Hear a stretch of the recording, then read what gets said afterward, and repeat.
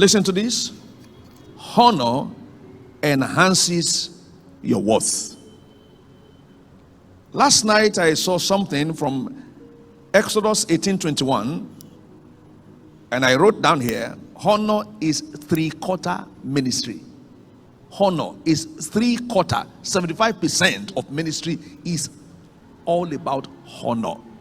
75% of ministry is about honor. There are 4 requirements mentioned here. 3 of them goes with honor. Moreover, thou shalt provide out of all the people, number 1, able men,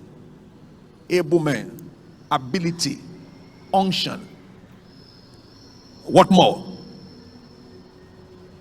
Such as fear God, honor. Men of truth, honor. Hating covetousness, honor. 4 items here. 3 of them has to do with who you are, not what you can do. Ability to perform is only 25% ministry. Only 25%. Unction, healing the sick, using spiritual gift, 25%. Competence, skillfulness, expertise, 25%.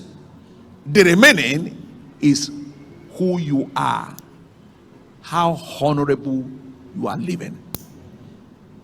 Please permit me again. I'm saying this because I've seen things.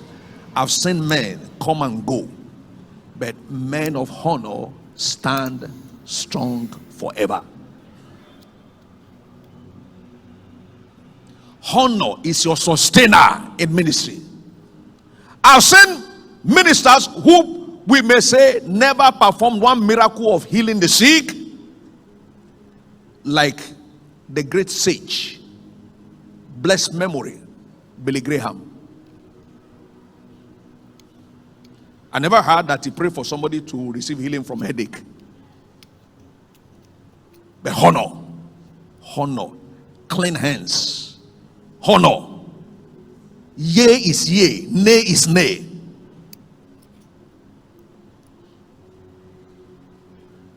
That man was asked what he will count as to be most valuable in life to him. He was to mention 3. He said, number 1, character. Number 2, character. Number 3, character. Honor. Honor is 75% what makes lasting ministry. I've listened to some men of God. When they speak, they are not as affluent, but people listen to them. People follow them. They take the lead because they are men of honor. Don't be deceived by ability to perform. Don't be deceived by spiritual gifts. We need them. We are encouraged to pray for them. By the grace of God, I am given the grace to exhibit some of them. But I would rather lose the gifts and maintain my honor. Say loud, amen. Gift won't take you to heaven. It's honor that will take you there.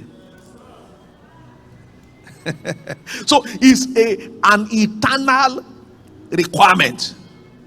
Not only on earth here, but when you are no more here.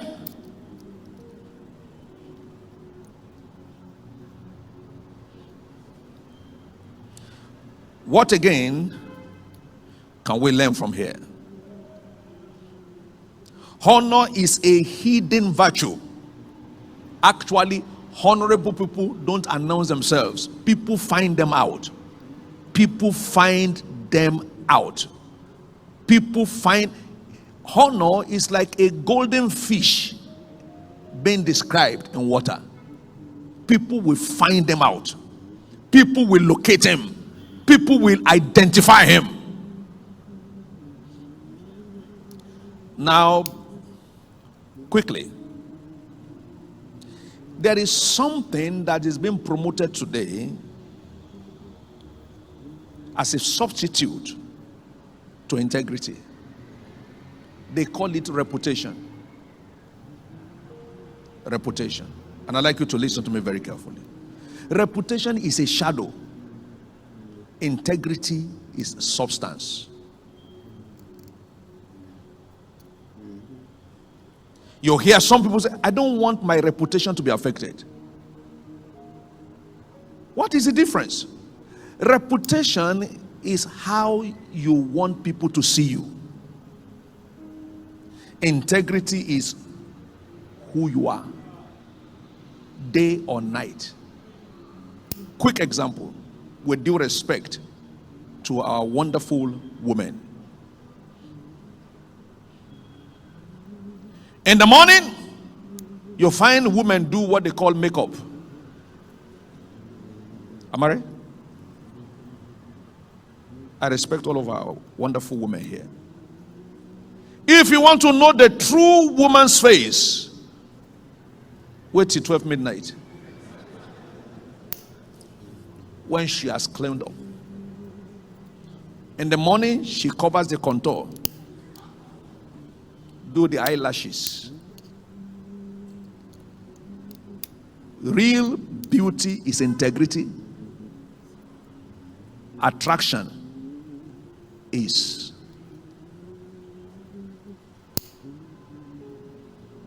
the other one. You can do things to make you look attractive. We call it reputation. But who you are, and you are not ashamed of it, is integrity.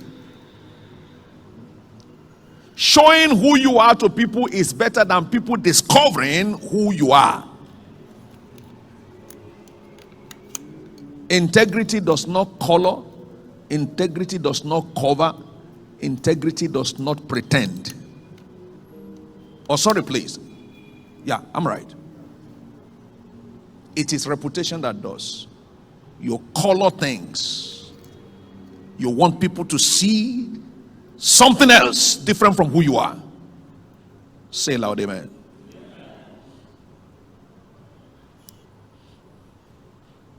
Integrity is naked. Reputation is colored. Integrity is inner desire to please God. Reputation is in pursuit of human commendation. Oh, he's trying. Oh, he's doing well. When you know you are not doing well.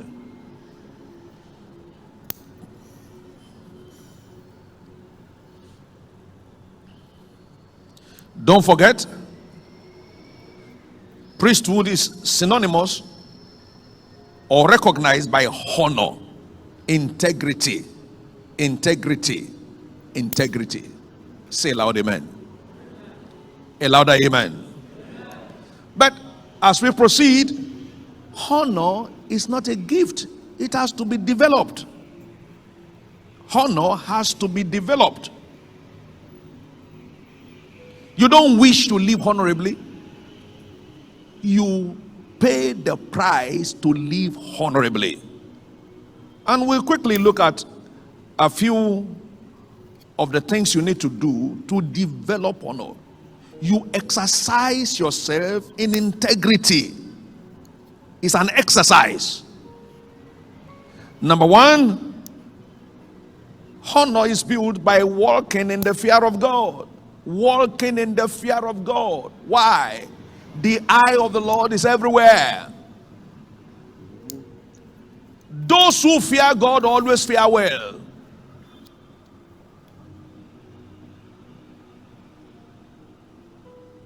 How do you prove the fear of God? By rejecting evil. Disconnecting from doing evil. Deliberately so. Deliberately so. Walking in the fear of God.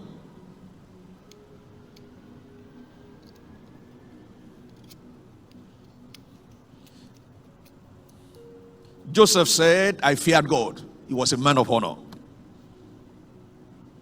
Genesis 42 verse 18.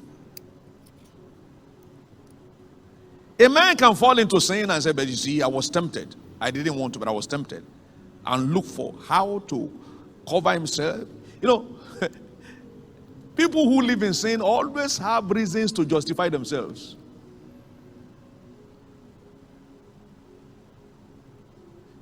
A man of honor. The wife of his master came and said, Joseph, this is me. Anything you like. But Joseph feared God. He said, but I fear God. Genesis 42 verse 18. But I fear God. I fear God. And Job proved his fear by eschewing evil. Job chapter 1 verse 1 to 2, 3. Number 2, how do you develop honor? By exercise of good conscience. Good conscience. A few days ago, I was sharing with one of our pastors on intention. That it is your intention that attracts God's attention. Your intention. The integrity of your heart. Moral exercise of your conscience. Acts chapter 24 verse 16. Paul talked about, herein do I exercise myself to have always a conscience void of offense toward God. Honorable people always think of God first. God first. How does God feel? What will God say? Not what people will say. You know, reputation says, what will people say? What will people say? I don't want them to hear about me. But integrity says, what will God say? Put David and Saul side by side. Saul cared about reputation, but David cared about integrity. By reputation, Saul refused to admit and confess his sin. By integrity, David fell before his face and said, Lord, I'm sorry. Forgive me, Lord.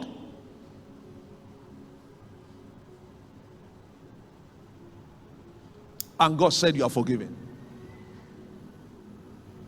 Men of integrity don't hide when something is wrong with them. They don't fear if you take their matter to the open. Because he knows that he has walked in the integrity of his heart. Say loud, amen. I hope you are getting something, please. How do you develop honor? You develop honor by discipline of your tongue. Discipline of your tongue. Let your yea be yea and nay be nay. 2 Corinthians chapter 1 verse 20. Matthew 5:37. Yea.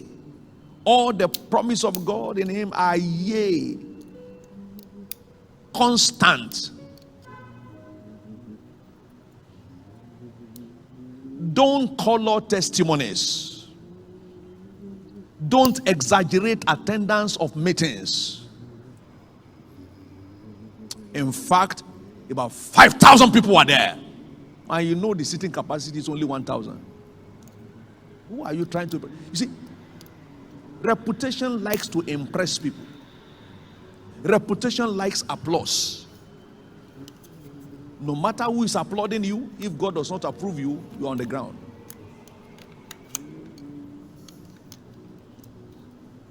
The use of our tongue is a demonstration of our honor or dishonor. Once people find out that you are lying, you lose your honor before them.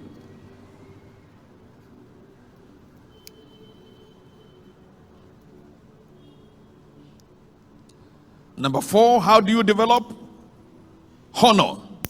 By operating open accountability. Make yourself checkable. Make yourself investigatable. Don't query people for asking questions about you and what you do. Simple. Can you account for how you spent this money? Simple. By God's grace, on a personal note, I have my accountant. And I gave him authority to be asking me questions. How is this one spent? Make yourself accountable. As a leader, maybe in church or para-ministry, be accountable. Don't ask, why, what are you asking me for? Don't you believe in me? They don't believe in you. If you are not open, how will you be believed? Open accountability, even in our home. You are locking your wardrobe, locking your cupboard, locking your everywhere. Your wife is there. What are you locking up? Well, I understand some men may have why they are locking up. So if you don't want your husband to lock up anything, you too be truthful and manage resources very well. Because there are some women, if you leave your resources to them, to finish in one day. So if your husband is locking up something, before you shout, before you say, can you hear what Bishop ABIOYE said?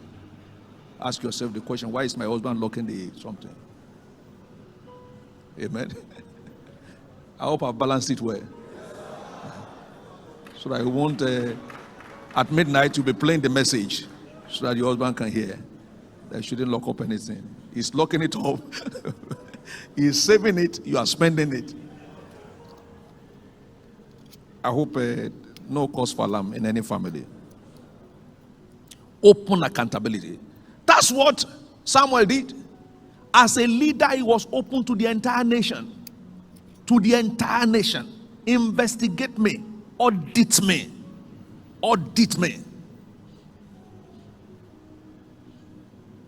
I called a external auditor a few months ago to audit my personal account. What are you hiding? If you fall dead, they will still know it. Honor is better exhibited when you are alive. It's better for you to say, here am I, than people discovering who you are. What is life that you are hiding and covering? I don't want people to know. They will still know. They will still know. Say loud, amen. Open accountability. It will allow you to take rest. Jesus came out and said in John 8:46, he said, who among you have convicted me of wrongdoing? Who among you? I look forward to leaders standing before their followers. Like Paul would do.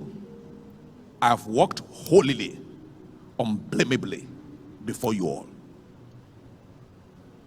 Not many can do that.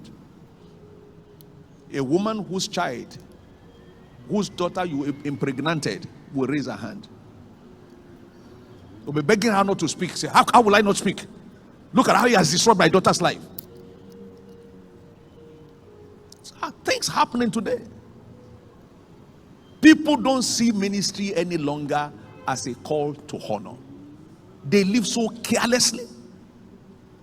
Even professionals in their profession don't live like many believers, many leaders in the faith are living today. That's why you hear them say, if that man is born again, I'm also born again.